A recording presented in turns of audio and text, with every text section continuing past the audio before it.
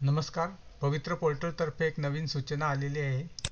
ती सूचना कोणती आहे ते आपण बघूया. आपण रोज इथे येऊन या न्यूज बुलेटिन रोज चेक करायला पाहिजे, जेणेकरून आपल्याला सगळे अपडेट मिळत राहतील.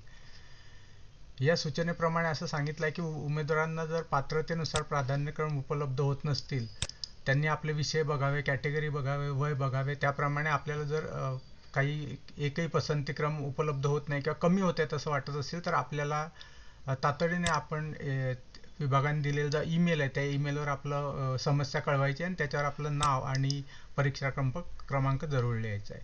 यानंतर आपलं पुढचा जो महत्त्वाचा एक शंका समाधान दिलेलं आहे की इयत्ता 6वी ते 8वी आणि 9वी ते 10वी या गटातील भाषा विषयासाठी अर्हताधारक उमेदवाराने ज्या भाषा विषयातून पदवी प्राप्त केली असेल, तसेच 11वी-12वी गटातील पदांसाठी ज्या भाषा विषयातून पदव्युत्तर प्राप्त केली असेल असे उमेदवार सर्व माध्यमांच्या व्यवस्थापनासाठी प्राधान्यक्रम जनरेट होत आहे.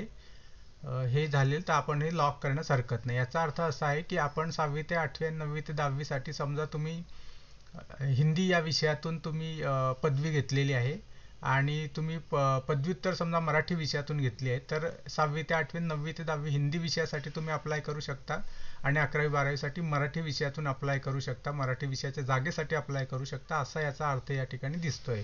याचा अर्थ तुमचा ग्रॅज्युएशनचा भाषा विषय आणि पोस्ट ग्रॅज्युएशनचा भाषा विषय अशा दोन्हीसाठी तुम्ही अर्ज करू शकता.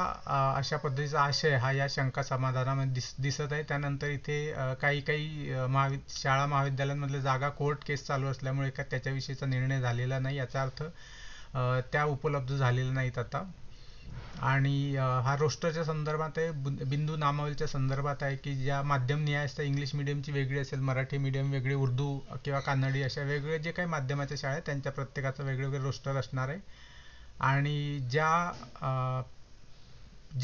संवर्गासाठी पद आरक्षित आहे त्याच संवर्गासाठी राहील, अशा पद्धतीचा आशय याच्यात दिलेला आहे. आणि शेवटचं महत्त्वाचं, जर चुकीची माहिती काहीतरी नोंद केली, आपली एखादी माहिती चुकलेली आहे, ती आता दुरुस्त करण्याची संधी नाही आहे आणि त्या चुकीच्या माहितीला गृहीत धरून जर काही पसंतीक्रम आले असतील तर ते आपण लॉक करू नये, ते आपण स्किप करावे, अशा पद्धतीची सूचना ही या महत्त्वाच्या परिपत्रकात दिलेली आहे. आपण रोज इथे येऊन या न्यूज बुलेटिन बघा, जेणेकरून आपल्याकडून कोणतेही अपडेट मिस होणार नाही आणि आपण ही नोकरी भरतीची संधी वाया घालवणार